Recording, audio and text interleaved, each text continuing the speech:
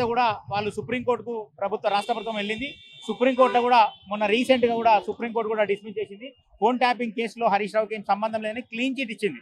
ఏది crime number 1205 of 2024లో. ఇప్పుడు మళ్ళీ ఒక ఏది ఫోన్ ట్యాపింగ్ కేసు అని చెప్పి క్రైమ్ నెంబర్ 243లో అసలు 243 అనేది 2 సంవత్సరాల కింద అయిన క్రైమ్.